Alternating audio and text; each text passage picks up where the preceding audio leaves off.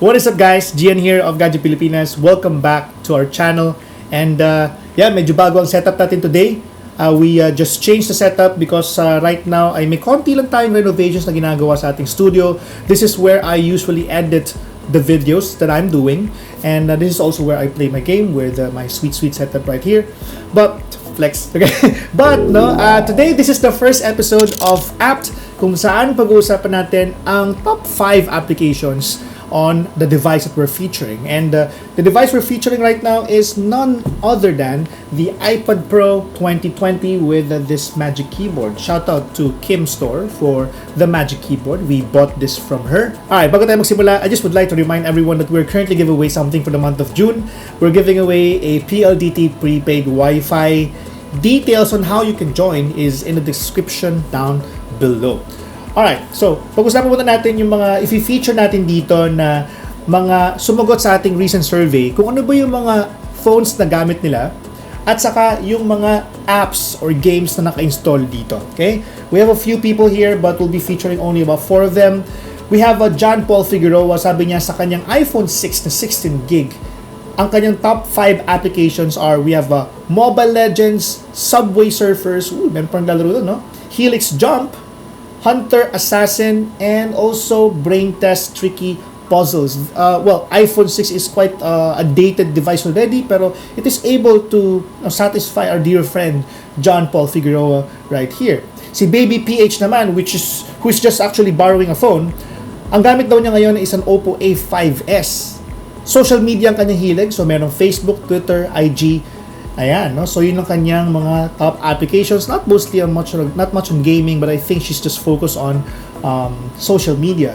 We also have Sororo TV. Sabi naman niya, ang gamit niya ay Samsung J1 Mini Prime. At ang top 5 applications niya ay Mobile Legends, no? COC. Wow, may galaro pa ng COC ngayon, ha? Dungeon Quest, and then Subway Surfer din, at saka Shadow Fight 2. At syempre, we have also Chad Enguero, right? Honor Play ang gamit niya. Napakaganda pa rin yan hanggang ngayon.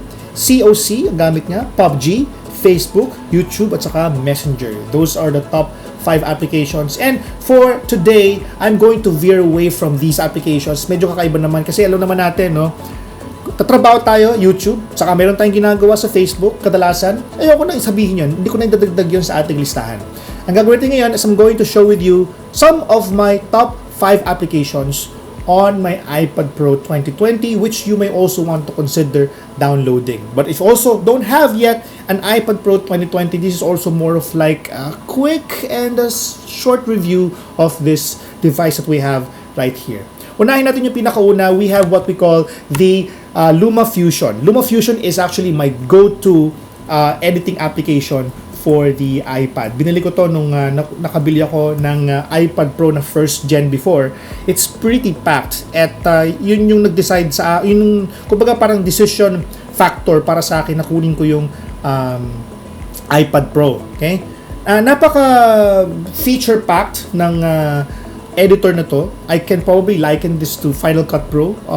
I'm using a Final Cut Pro on Mac and I'm using DaVinci Resolve naman on PC. So if you're coming from those two applications, this is not going to be really different. No? All the necessary features, like you can cut, no? You can also colorize if you want, no? You can also put some transitions, put some texts if you want. I will not bore you with all these details, pero pretty useful itong application na to. It would cost you though, it's $30 or $29.99.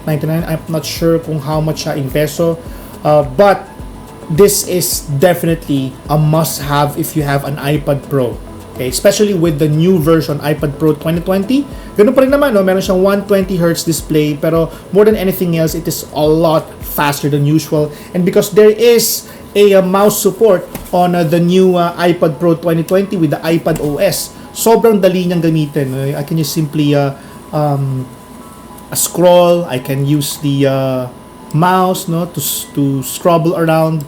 There's a lot of things, no, a lot of things to actually do with this new iPad OS, especially if you have app like this, sobrang mo maximize mo talaga siya. Alright, so that is the first one, which is a Lumafusion. The next one naman would be, if you're more of like a note-taking guy, we have here Notion. Notion, that is paid app ito. And now, it's not anymore paid app, it's a free app. And there's a lot of things you can do here. It can be used as a quick noting application. You can use this for task list. No? Kung you have lots of things to do today, pwede mong gamitin yan. You can use it as a journal if you want. You can put some goals. You can also prepare your blog here para nang sa ganon, you can easily refer to this when you're actually transferring your text file to your blog, whether you're using Blogger or WordPress. You can, there's pretty much anything. No? You can do anything with this application, and honestly, it's really packed for a free application such as this one. And if you want to spend a bit, halimbawa gusto mo magkaroon ng collaboration feature with this app, you can consider that as well. You may need to spend, as I mentioned, pero kung ganun ang gagawin mo, you might as well na lang consider Google Docs, because that one is free. No, that one is free. Alright, so the next one is my personal favorite. No? Pinaka gusto ko to because it allows me to work smartly. Ang workflow ko kasi is kapag may halimbawa may trending news, I usually go to my PC right here.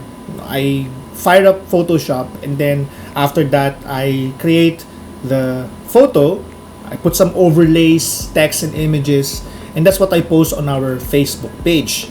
Now, when I am shooting downstairs, minsan ang hirap napapanik ka pa para lang gawin yon. And thankfully, I have my iPad always with me. And this one, with Over, I can just simply go to one of the templates. Let's say I want to go to Facebook post. This will show a lot of templates available for me. And let's say I want to use this particular image right here. I'll download it. Since I am subscribed to their service, I can just click the image or click all of these layers right here. Delete one. For instance, gusto ko i-feature yung bago nating setup, which we had a collaboration with Asus and AMD. Nakita ko halimbawa ito, there's is one image that we have. No? Yan, feeling natin, meron tayong ginagawa dyan. No? Then bring down the layer. Yun, okay? And then after that, that's it, no? Available na. I can just simply change this kasi yung layout niya is, I think they're promoting right now Pride Month. So, babaguhin natin yan. We can simply do that. AMD 3900X on our suite setup. Okay? That's it. Then, check it out. Resize a bit. I can remove this if I want. There you go. And maybe perhaps replace that with our logo. Check natin yun. And then we go to image. We go to logos. I've already put my logo, and then resize it.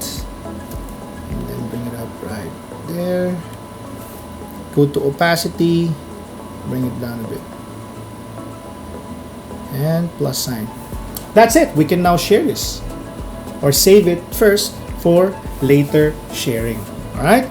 So that is Over. It's free, but there is a subscription fee if you wish to subscribe to a lot of templates available. You don't need to spend more than 2,000 with this because I think it's only 1,600 for 1 year.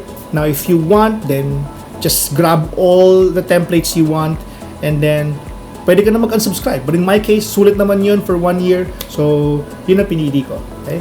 That is our third application. The next one is another favorite of mine, and this is Cosmicast. Cosmicast is actually my go-to podcast application. This is where I usually just click at kung may available na podcast for my current subscriptions, then I'll just listen to it. For example, TED Talks Daily. They have several podcasts here. For example, what tech companies know about your kids. June 11, bagong-bago lang. I just click that, and then it will play. Okay, it will play for me. And syempre, no, para sa akin, it's very useful because I usually listen to podcasts before or while I'm having breakfast.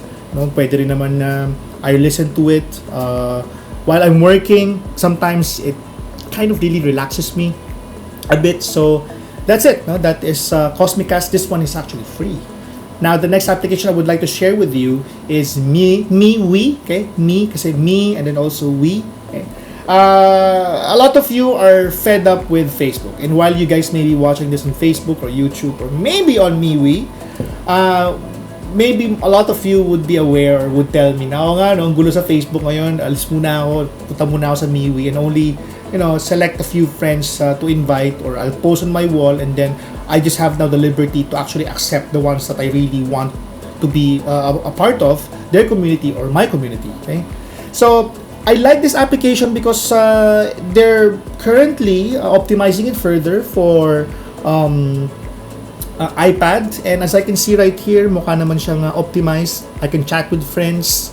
There's also end-to-end encryption for messaging if you want. It's very safe. I don't want to bore you with all the details available. I just would like to encourage you to go here. But let me tell you, some of the features sa MeWe I paid. No, it's like a paywall to deter people from making anything na pwedeng gamitin nila sa hindi magandang bagay. Also for security purposes as well. Ako nga, I had to spend $1.99 just to put up our very own MeWe MeWe page. No? We posted yesterday at and as I mentioned, bago siya for me.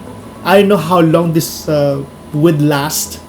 And sa biro-biro ko nga, baka nga Facebook pala to, no? And then they're just testing the waters, how people would react to something na merong paywall. So that's it, guys. That has been our top 5 applications on the iPad Pro 2020. Yan. This is our first episode of Apt. I encourage you, no, sa baba, no, paki-like and subscribe kung kaya naman, no. At so also, no, I would appreciate if you can also write the device you're using and also the applications you're also using on your device. I would love to know what these things are. Again, this has been Gian of GadgetPilipinas.net. Please, no, don't forget to like and subscribe and check out the details on how to join our current giveaway for the month of June. Again, this is our first episode. I will see you soon on the next one.